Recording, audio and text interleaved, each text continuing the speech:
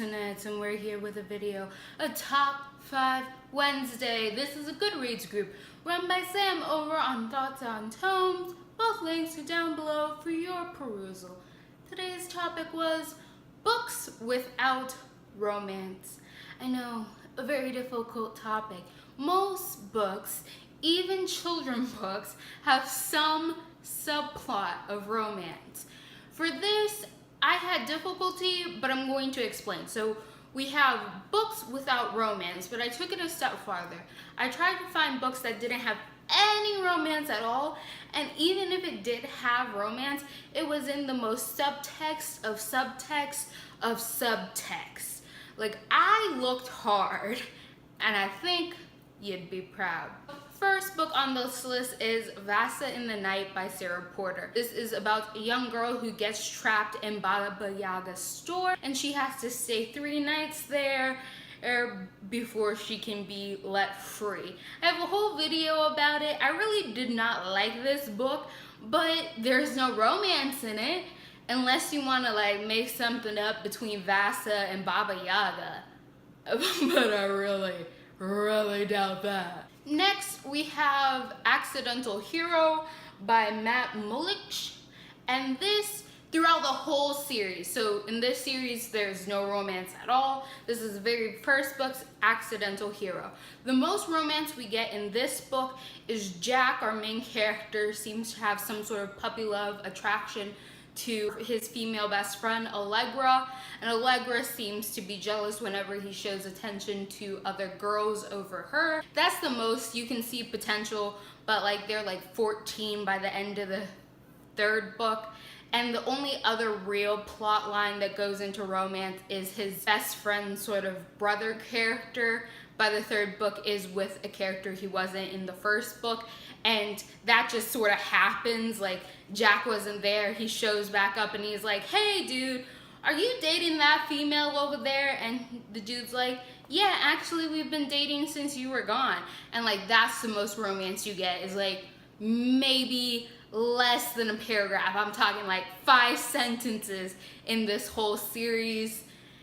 It mainly focuses on its plot, which is Jack in this place called the Imagination, which is being attacked by robo-zombie aliens. Next we have Nimona by Noelle Stevenson. This one has a little bit more romance than the other books that I've mentioned, but again, it's in the subtext. So Nimona is a sidekick, a self-appointed sidekick to a villain, and it mainly follows her relationship with the villain and like their little buddy friendship. So it's all about their friendship. So we do learn that there once was a sort of thing going on between Blackheart the villain and Golden Lion, the golden boy knight of the kingdom, and we see there's potential for them to get back together, but that again, that's in the subtext. Just by how they treat each other, you know something was going on over there before they started out on the opposite sides of this battle. But again, that is in the most subtext of subtext. You just have to see that to read it. It's not really the main story, so there's no romance in this graphic novel. The next book I do not have with me, even though I own that, and that is Slathbog's Goals by M.L. Foreman. This is another series, and I think we're on our 5th book now. We've had a little bit of problem because M.L. Foreman got really ill, so he hasn't come out with the latest book, but I am sure for sure that there are 5 books out, or 4 books out already. I know there's 4. I think we're on our 5th that we're waiting for. Throughout this whole series, there is not a hint of romance. I mean, there's like 1 or 2 female characters that show up and show a little interest in our main character, but we don't get no kisses, no nothing. You just know that they could have had a something, but it never goes any farther than you can ship it if you like. This follows a teen boy named Alex, and he ends up into another world where he finds out that he has the potential to become an adventurer, which is a career choice, and he gets sent on his very first mission, which is in a party of 8, and their goal is to find a dragon and kill it so that people can move back into that land that the dragon has ravished and has been in control over for a really, really long time. Very interesting.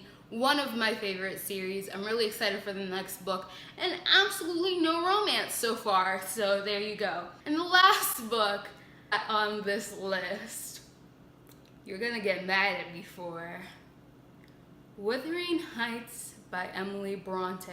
Now I know what some of you are thinking. Now, Chinoa, that is a romantic book. It's a dark romance. It's romantic. No, it's not. That book has no hint of romance in it. I don't know what Emily Bronte was smoking, but that ain't romance. That is like dangerous obsession with another person.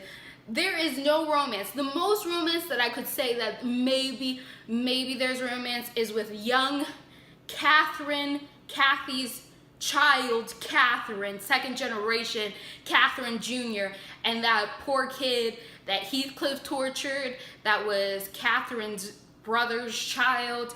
Like, there's something going on between them, but I don't really count that because that's like two children who have both been put in bad situations because of these other people who are just out there ruining lives.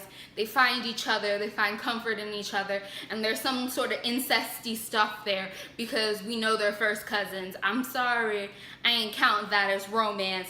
That's just creepy. And then with older Catherine and Heathcliff, yeah, obsession. Those are just two people who are completely obsessed with each other and like ruin everyone else's lives around them. You can't even say their marriages are romantic because we know Heathcliff doesn't love the woman he married, and we know Catherine couldn't care less about what his face is. She just wanted his cash, dollars.